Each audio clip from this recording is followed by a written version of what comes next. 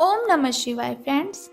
और हम बात करने वाले हैं वृश्चिक राशि वाले जातक की कि उनका दैनिक राशिफल कैसा है, उनकी लव लाइफ कैसी रहेगी, फैमिली लाइफ कैसी रहेगी, हेल्थ कितना साथ देगी और उनकी वेल्थ काउंट के बारे में क्या विचार है।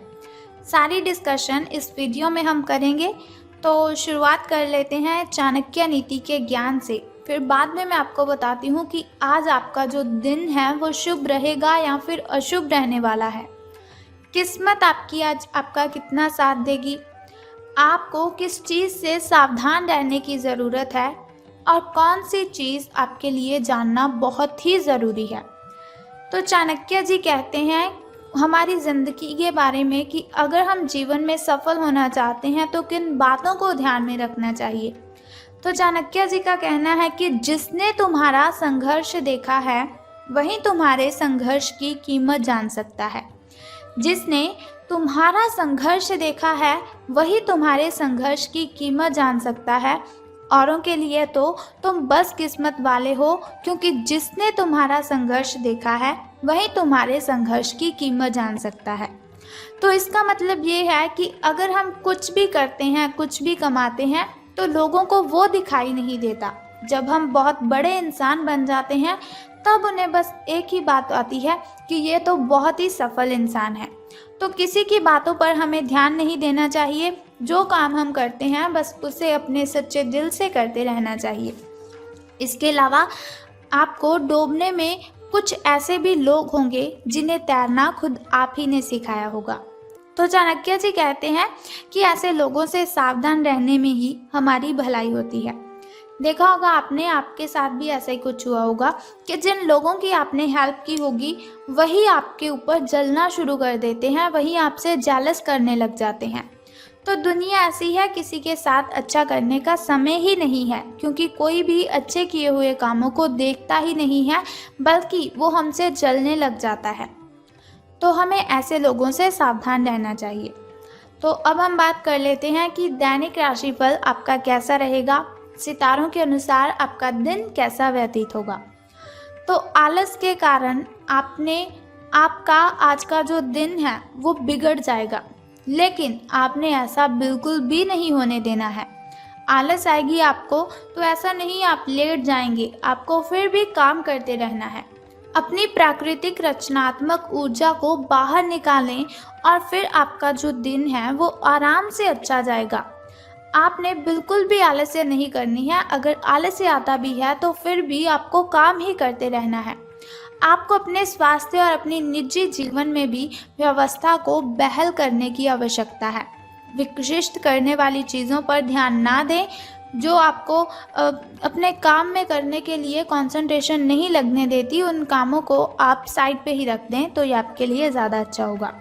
वही कार्य पूरी एकाग्रता से करें जो आपके लिए लाभकारी है, जिनमें आपको फ़ायदा होता है।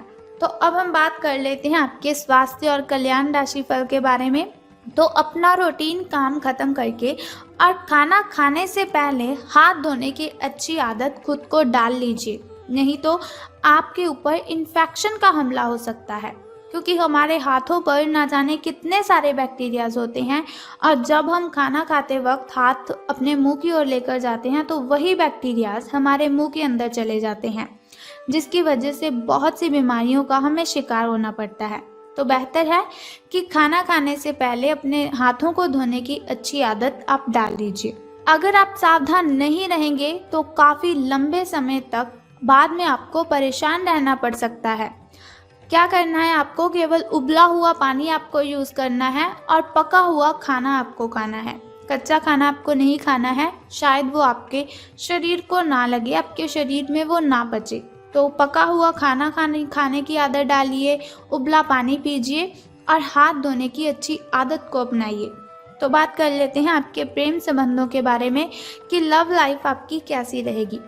तो आप अपने रिश्ते में एक नए आयाम की तलाश करने जा रहे हैं। आपके जो पार्टनर हैं उनका बिहेव हाल फिलहाल काफ़ी उलझन भरा है, लेकिन आज शायद आपको इसका जवाब मिल जाए कि वो आपके साथ ऐसा बिहेव क्यों कर रहे हैं। कभी कभार तो बहुत ही अच्छे से आपके साथ बातचीत करते हैं, तो कभी कभार इस तरह से आपके साथ जो बिहेव करते हैं जैसी आपका और उनका कोई रिलेशन ही नहीं है। तो कोई बात नहीं, आज आपको इसका जवाब भी मिल जाएगा कि वो ऐसा क्यों कर रहे हैं। लेकिन अब ये आपके ऊपर निर्भर करता है कि आप उनसे ये बात कैसे पूछते हैं। अगर प्यार से पूछेंगे तो आपको इसका जवाब भी बहुत ही हल्के में मिल जाएगा, लेकिन अगर आप बहस करेंगे तो आपकी जो फाइट है वो ज़्यादा हो सकती है, आपकी जो बहसबाजी है वो बढ़ सकती है। तो आपके लिए सुझाव ये है कि कोई भी फैसला लेने से पहले गहराई से सोच लीजिए। लेकिन जो अकेले हैं उन्हें किसी भी नए आदमी का साथ अपने संबंध में शुरू करने से पहले सावधान रहना चाहिए। तो मैंने आपको कहा था कि सावधान रहने की आपको ज़रूरत है। तो आपको बस लव लाइफ में बस रिलेटेड इसी बात का ध्यान रखना है कि अगर आप किसी के साथ रिलेशन की शुरुआत कर रहे हैं तो आपको बहुत ही सावधान रहना है। तो अब बात कर लेते हैं धन राशि फल की। लेकिन उससे पहले आपको बताना चाहती हूँ आपके शुभ समय और अशुभ समय के बारे में, ताकि शुभ समय में आप नए कार्य आरंभ कर सकें, घर में कोई नई वस्तु लाना चाहते हैं उसे ला सकें, कोई पूजा पाठ अगर आप करवाना चाहते हैं तो उसे करवा सकें। क्योंकि शुभ समय में अगर हम कोई भी कार्य करते हैं तो उसमें हमें डबल बेनिफिट होता है और उसमें बाधाएं उत्पन्न बिल्कुल भी नहीं होती।